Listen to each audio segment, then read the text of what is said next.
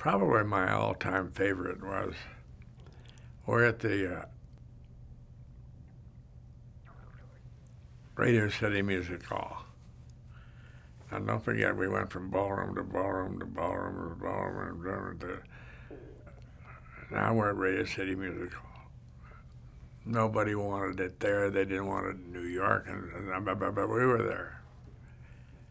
And we were totally sold out. We could have sold out 3 times.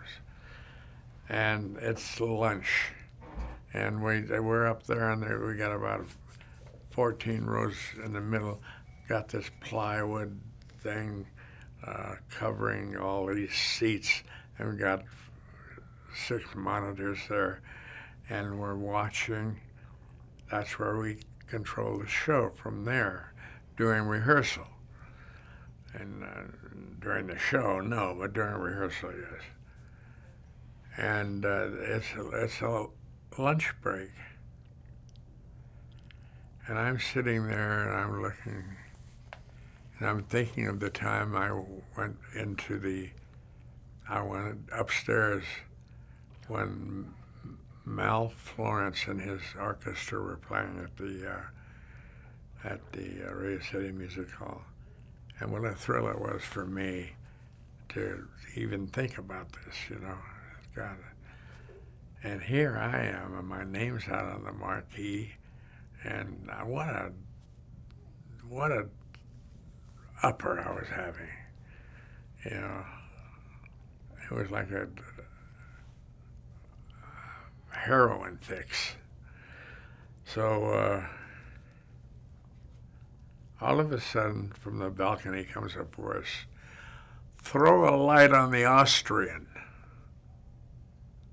I said, "What Austrian?" I didn't book any Austrian. I'm looking at my sheet. It says Austrian. I go to classical, and there's no Austrian. I said, if I find out who booked an Austrian on the show, I'm firing him right now. And I'm going to also dump the Austrian.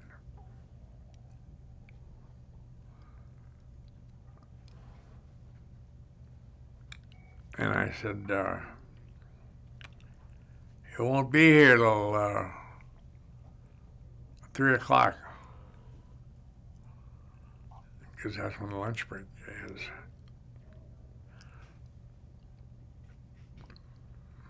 So I'm back to thinking about how great it is. I'm sitting here.